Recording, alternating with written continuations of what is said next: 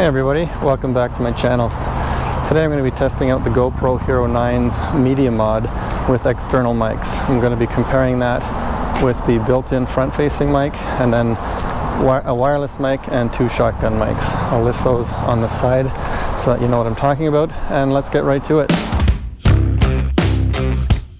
This is the GoPro Hero 9 with the Mediamod while using the Mediamod's front-facing microphone. I'm in a large echoey room and I'm going to compare this with a whole bunch of other microphones. So again, this is the Mediamod front-facing microphone, and I'm going to keep looking at that little screen instead of at the lens. Very annoying. Anyways, so here we go with the next one. Now I'm recording with the Sennheiser MKE 200 microphone on top of the GoPro Mediamod. It's same setup, it's directly on top of the GoPro, again in that same echoey room obviously, and let's see this difference between that and the onboard. Let's move on to the next one. Now, just for the sake of comparison, even though it's not a very practical microphone, I'm using the Rode VideoMic NTG attached to the side of the GoPro Mediamod to see the difference in the sound with this one. It's a powered mic, so I did adjust the settings in the GoPro itself to reflect that it's using a powered mic. Hopefully it's not too loud, but I can't really tell until post-production. Anyways, how does this sound by comparison?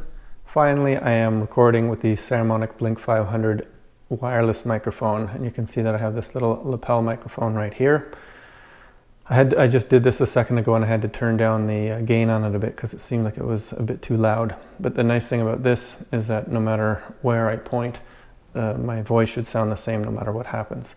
The nice thing about the new Mediamod too is that it has a audio level indicator on the back when you're recording, which actually tells you if the microphone is connected. Unfortunately, the Mediamod for the Hero 8 didn't have that, which ended up causing me a lot of headaches when the microphone wasn't connecting when I thought it was.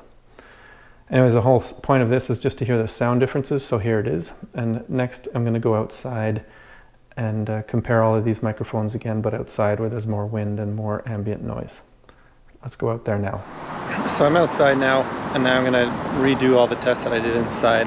Right now I'm using the Mediamod microphone, the front-facing one, and if I turn to the side you'll probably get a glimpse of the wind muff on the Rode microphone that it's also on here, but not currently being used. When I rotate, you seem to be able to see it on the right-hand side, or whichever one you're seeing. Anyway, so this is the quality. It's quite windy out today, or breezy, so this will give you a sense as to how well this microphone performs under these conditions. And then I'm going to switch over to some of my other microphones now. So that's the Mediamod microphone. So back here again, this is the Rode VideoMic NTG using the powered mic setting on the GoPro. It's weird how when I turn like this you can actually see it on the side. That's caused by the stabilization of the GoPro itself. It's only when you turn one direction that it does that. So this gives you a good idea because it's a little bit breezy out here, but not super breezy. And you can see how the microphone is. Obviously you would never use this microphone if you were doing an actual video, if it was on the camera, but it's nice to compare because it's known for its quality. So now I'm going to switch next over to the Sennheiser. So the next mic in my tests here is now the Sennheiser MKE 200. This one is a lot smaller, comes with a nice little compact dead cat on it, so that the wind shouldn't bother it. I've seen other tests and it seems to be quite good with that kind of light, or that kind of wind rather. And then turning around, you can you won't see any more of my the wind muff from the Rode mic. Since I took it off, I felt like an idiot having that on there. So this should give you a good sense as to what the quality is like with this microphone. I have no idea what it's going to sound like, but apparently it's a flat sound that is very easy to fix and make sound nicer in post. So just let me know, or we'll see how it turns out compared to the others when I give it another shot. So finally, out for my tests, this is now using the Saramonic Blink 500 wireless microphone. With this, well, finally you're seeing why I'm wearing this big fluffy thing on my jacket. And what I'm hoping is the difference here is that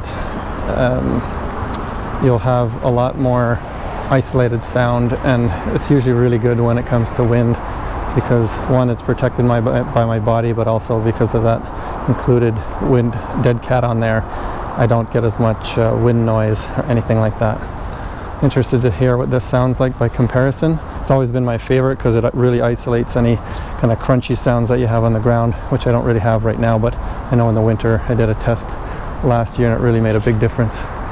So this should give you a very good sense as to how it compares with the rest. Hope it doesn't make the other one sound bad, but I have no idea until I listen, and then I'll sum up once we've listened to everything.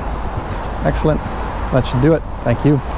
So the next mic in my tests here is now the Sennheiser MKE 200. This one is a lot smaller, comes with a nice little compact dead cat on it, so that the wind shouldn't bother it. I've seen other tests and it seems to be quite good with that kind of light, or that kind of wind rather.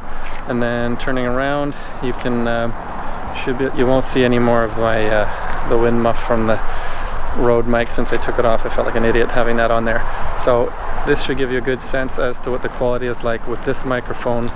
I have no idea what it's going to sound like, but apparently it's a flat sound that is very easy to fix and make sound nicer in post. So just let me know, or we'll see how it turns out compared to the others when I give it another shot. So that does it for my external mic comparison on the GoPro Hero 9 with the Mediamod.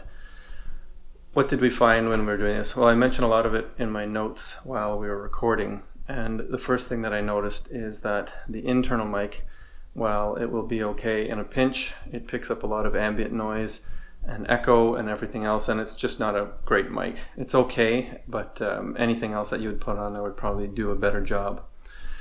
In terms of the ones that I actually liked, I did a kind of an unfair comparison using the Rode VideoMic NTG, which overall I found had the best quality inside and out, just in terms of the richness of the voice and isolating the sound, even though it's not perfect for isolating, but it's still pretty good. And then also I used the Saramonic Blink 500 as my wireless mic with a lapel microphone on me. That's probably the best one for isolating sound and for reducing any kind of reverb that you have in a room. It's also very good in wind because your body protects the microphone itself from the wind. And it's the sound quality is not bad. It's a little bit muffled, but when you're hearing it on its own without comparison to other mics, it sounds quite good. Finally, the reason that I did this test in the first place was for the Sennheiser MKE 200 microphone, which is a tiny little microphone, as I've shown, or I'll show you on screen, that fits very easily on the Mediamod, and it's small with or without the windscreen attached. It has a pretty high-pitched noise, but it's very easy to increase the clarity of the sound in post-production. Overall, it's my favorite, mainly because the cost, the size, and the quality, and what I can get out of it in the end. Now, the one omission that I had from this test was comparing the internal microphones from the GoPro itself. Not interested in doing that, since I know the quality is quite good when there's no wind, but when there's wind, it's not very good at all because there's microphones on all sides. And it's just, I don't know, it's not great for voice, but it's good for ambient sounds, unless you don't want the ambient sounds. Now back to the Sennheiser MKE 200. It also has a built-in shock mount inside of that little compartment that you were shown, and as well, it also has a lot of sound dampening before you even put the wind protection on it. Once the wind protection is on it, the amount of wind noise reduction is extremely good. So there you have it. My preference is the Sennheiser MKE 200 microphone. Let me know in the comments what you're using with your GoPro, and if you have any additional comments that you'd like to add. Please feel free to subscribe, and you'll get more content like this in the future. Thanks very much. Have a great day. Bye.